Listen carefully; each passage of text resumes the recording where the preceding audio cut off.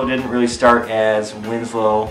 It started as 1959, and the band, we just started because we wanted to have a good time. That started about 3 years ago. Matt and I were good friends by the time the band had actually started. We were just two guys who had common interests in music. I'm one of the two founding members of Winslow, myself and Maurice Martin. And the president and founder of FTF Records. Met with Maurice, lead singer and manager of the band, and that's kind of the start of our relationship, which then developed over about 6 months and turned into a full contract with the band.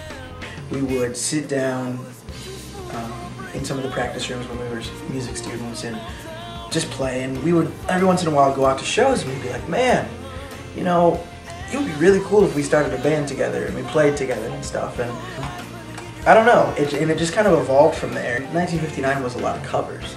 And we sort of evolved into a non-cover band and really developed our own original style of music that was based around that 1960s R&B soul feel, but then kind of mixed it with more modern pop rock of today. And just the whole spirit of the thing is our own music and not just covers. Sure, we still do them, but yeah, you have to sometimes get paid. And when 1959 did play original music, it was way more on the chill, jazzy side of music. I mean, you know, the music danced, but it danced in a very gentle, sensual way, to where Winslow has more of like a rock edge, more of a funk edge. It's more aggressive, hits you harder. And that's from my vocals to, you know, the guitar sounds to the bass lines. Everything is just more amped up. It's kind of like 1959 on steroids, honestly. The word that I would use to most describe the change from then to now would be polish. The music's better because we're more diligent about the things we play, we're more thoughtful about the things we play, and how they work musically, and what the crowd thinks of them also. At a certain point in time, we changed personnel a couple times, and we changed our sound enough that we came to the decision at some point that 1959 just doesn't really fit with what we did anymore. And it was a group decision, and ironically enough, I was the last person to go along with it, but we changed it to what we came up with Winslow. I don't know, there's a lot of similarities in the music, but we've just evolved. We're all more mature now. I told someone the other day, I mean, if I was the best singer I was going to be at 22, I should have quit right then, that day. Like, this is it, I'm done. I mean, I had a lot of maturing to do, everybody else did, and we still do. And so we just kind of keep evolving and honing our sound.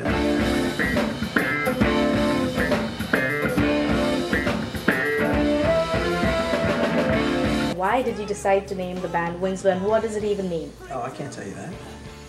I mean, I could tell you, but I'd be forced to kill you, and as this is a documentary, I'd also be forced to kill you. It's a secret.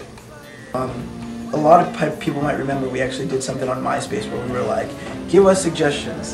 And we were stuck. We had no idea what we really wanted to name it, and all I can say was when we finally came up with the name, it just kind of felt right.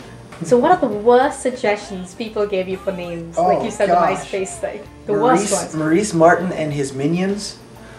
That was the worst. I was like, really? I'm trying to think of what else. Maurice Martin and the Backseat Drivers. Soul Force. That was the worst. That was actually the worst. Worse than the Maurice Martin one. Soul Force. I mean, I want to know, which one of you came up with the name Soul Force? Because really?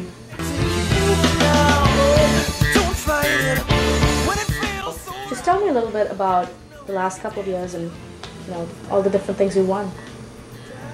You know, it's really cool, all the things that have happened, but you don't realize it until you step back and look at it. I mean, honestly, when you're a part of it, it's just like, let's say Cleveland's Best Original Band, you know. We got named Cleveland's Best Original Band 1 week. A couple weeks later, we got named Cleveland's Best Local Band. And then we played a show, and there wasn't that many people there. You know, there was 30 people in the crowd, and we were in Cleveland. You know, and so it's just kind of like, ugh, because you kind of feel like, okay, like there's all these people who are paying attention, there's all these people who are listening in and supporting us. But then sometimes the people don't come out. And I think that the most rewarding stuff wasn't those rewards. I mean, what means the most to me was there was 5 different publications that said that our album was one of the best albums of 2008. I mean, the reality situation is the studio we were in is upstairs in an apartment. It's an apartment complex, you know? And so we weren't in a multi-million-dollar studio. You know, when I think that it took me until now to finally feel like I'm good enough. And that doesn't mean that I don't have days where I question that. And that doesn't mean that I think that I'm good enough to be like in the Rock and Roll Hall of Fame. That's not what I'm talking about. I mean good enough to get in a bus and go stand in front of 10,000 people or 5,000 people or 500 people and perform and know that however much money that they paid to get in was worth it. You just said you didn't always know you were going to be a singer. How does it feel now to be nominated as Cleveland's best singer? Biggest accomplishment of my life. What's the best thing about being in Winslow? I think it's the ability to be creative on the spot every time we hit the stage or in practice room, studio, wherever. Live shows. Shows are awesome. I guess like this band really lets me do what I want to do, which I've never been in a band that lets me do that, and it all sounds good. Like everything just sounds the way we all want it to sound, and I guess we just play very, very well together. Oh, well, honestly, being a part of this band it's really something special, you know. It's not just, you know, I play in a band. It's like I play with guys I really enjoy playing with.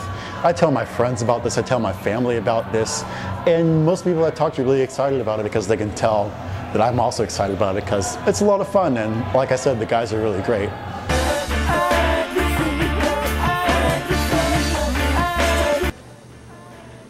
don't know, I've got different songs for different reasons. I don't know, probably my favorite song to just sit and listen to is Sideshow. Sideshow. I think Tango Between the Lines. Is Now You and I. Masquerade. So recently, you were on TV, Fox 8 News. How hard was that?